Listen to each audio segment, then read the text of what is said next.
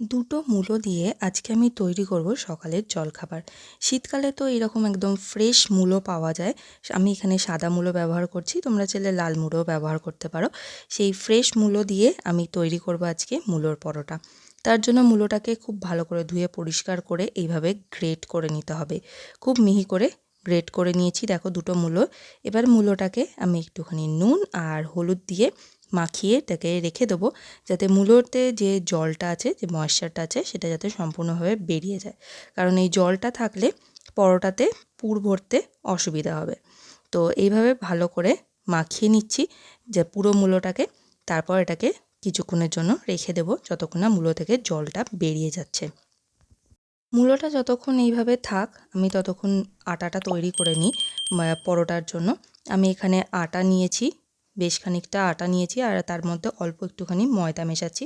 তোমরা ময়দাটাকে স্কিপও করতে পারো। নিয়েছি একটু জোয়ান, হাতে করে এভাবে একটুখানি ক্রাশ করে দেবো, যাতে জোয়ানের গন্ধটা আরও ভালোভাবে ইনহ্যান্স হয়ে যায়। আর এইভাবে ক্রাশ করে দিলে, আর দিয়ে দেবো স্বাদ মতন নুন, আর দিচ্ছি অল্প একটুখানি সাদা তেল ময়ান হিসেবে। ছোটো চামচে 3 চামচ দিচ্ছি, বা বড় চামচের 1 চামচ। ভালো করে তেল, জোয়ান আর নুনটাকে আটা ময়দার সাথে ভালো করে মিশিয়ে নিতে হবে। ময়ানটাকে ভালো করে আগে মেখে নিতে হবে। তারপর অল্প অল্প করে জল দিয়ে একটা সফট ডো তৈরি করে নেব। আমি নর্মাল রুম টেম্পারেচারের জল ব্যবহার করছি, তোমরা চাইলে একটুখানি হালকা গরম জলও ব্যবহার করতে পারো, সেটা তোমাদের চয়েসের ওপর। তো এইভাবে দেখো আমি ডোটাকে পুরো সম্পূর্ণভাবে মেখে নিয়েছি, একদম সফট হয়েছে। এবার এটাকে আমি কিছুক্ষণের জন্য রেস্ট হতে দেবো। ময়দা মাখাটাকে কিন্তু সবসময় 10 থেকে 15 মিনিট রেস্ট করতে হয়। এবার দেখো মূলোটাতে ফিরে এলাম, মূলোটা থেকে জল বেরিয়ে গেছে বেশ খানিকটা। এবার মূলোটাকে হাতে করে নিয়ে এইভাবে চিপে চিপে মূলোটার জলটা সম্পূর্ণ বার করে নেব, আর মূলোটাকে আলাদা করে নেব। মূলোটার জলটা যদি এটার মধ্যে থেকে যায়, তাহলে কিন্তু স্টাফিংটা ভরা যাবে না। স্টাফিংটা ভরলে একদমই বেলা যাবে না, এই জলটাই কিন্তু ময়দাটাকে একদম পাতলা করে দেবে। সেজন্য মূলোটাকে ভালো করে আমি জল থেকে চিপে আলাদা একটা বাটিতে নিয়ে নিয়েছি। এবার এটার মধ্যে আমি দিয়ে দিচ্ছি চাট মশলা, লাল লঙ্কার গুঁড়ো, হলুদ গুঁড়ো আগেই দিয়েছিলাম, আর দিয়ে দেবো জিরে গুঁড়ো, আর দেবো ধনেপাতা কুচি, আর একটু কাঁচা লঙ্কা কুচি। তো অবশ্যই নিজেদের স্বাদ অনুসারে তোমরা ব্যবহার করবে। এটাকে এবার খুব ভালো করে মিশিয়ে নিতে হবে। এটার মধ্যে একটুখানি লেবুর রসও দিতে হবে, সেটা আমি মিস করে গেছি। তো সম্পূর্ণভাবে এটা মেশানো হয়ে গেছে, তো স্টাফিংটা আমার পুরোপুরি রেডি হয়ে গেছে। এবার এটা থেকে পরোটাগুলো তৈরি করে নেব। সেই জন্য ময়দা থেকে লেচি কেটে নিচ্ছি।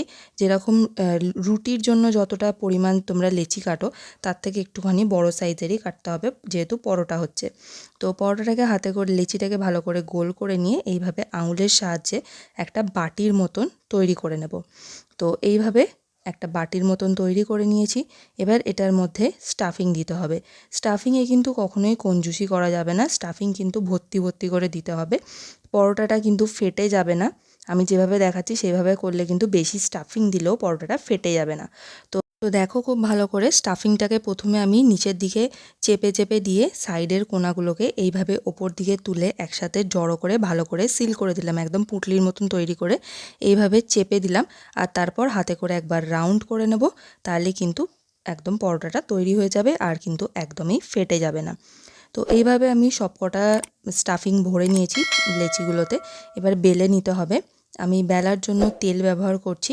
এটা কিন্তু তেল দিয়ে বেলতে হবে, গুঁড়ো ময়দা দিয়ে বেললে কিন্তু হবে না।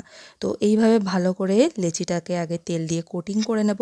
তারপর এইভাবে ঠিক মধ্যিখানটা আগে একটুখানি চেপে, তারপরে এইভাবে হাতে করে একটুখানি চেপে দিতে হবে, যাতে ভেতরের পুরটা পুরো চারদিকে সমানভাবে ছড়িয়ে যায়।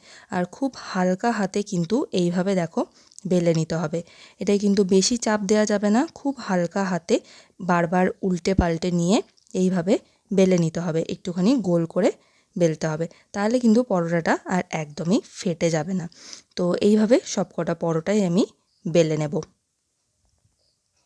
তো পরোটা বেলা হয়ে গেছে, এবার পরোটাগুলোকে ভেজে নিতে হবে। তার জন্য এরকম তাওয়াটাকে ভালো করে গরম করে নিয়ে এইভাবে দিয়ে দিতে হবে। আর শুকনো তাওয়ায় এপিঠ ওপিঠ ভালো করে একটুখানি সেঁকে নেব। আমি একটুখানি কম তেল দিয়ে পরোটাটা ভাজবো, সেই জন্য আগে শুকনো সেঁকে নিচ্ছি, যাতে পরোটাটা কোনোভাবেই কাঁচা না থেকে যায়। আর মূলোটা যেহেতু আমি কাঁচা ব্যবহার করেছি, সেই জন্য যাতে মূলোটাও প্রপারলি কুক হয়ে যায়, সেই জন্য একটুখানি স্লো ফ্লেমে আগে এপিঠ ওপিঠ সেঁকে নিলাম। তারপর তেল দিয়ে, অল্প করে তেল দিয়ে এপিঠ ওপিঠ খুব ভালো করে লাল লাল করে ভেজে নেব। তোমাদের কাছে যদি ব্রাশ থাকে, ব্রাশ দিয়েও তেলটাকে ভালো করে পরোটাটার গায়ে ছড়িয়ে দিতে পারো। তো এইভাবে একটুখানি চেপে চেপে দেবো, তাহলে কিন্তু পরোটাটা দেখবে একদম ফুটবলের মতন ফুলে গেছে। তো দু পিঠ থেকে ভালো করে লাল লাল করে ভেজে নিলেই তৈরি হয়ে যাবে মূলোর পরোটা। আচার দিয়ে, দই বা রায়তার সাথে বা আলুর দম, যে কোনো তরকারির সাথে তোমরা এটাকে সার্ভ করতে পারো। শীতের সকালে ব্রেকফাস্ট হোক বা লাঞ্চ বক্সে এই রেসিপিটা থাকলে কিন্তু জাস্ট জমে যাবে। তোমাদের যদি আমার এই রেসিপিটা ভালো লেগে থাকে, তাহলে প্লিজ একটা লাইক করো, শেয়ার করো, আর আমার চ্যানেলটাকে সাবস্ক্রাইব করতে ভুলো না এই রকমই আরও অনেক সুন্দর সুন্দর রেসিপির জন্য। Thanks for watching.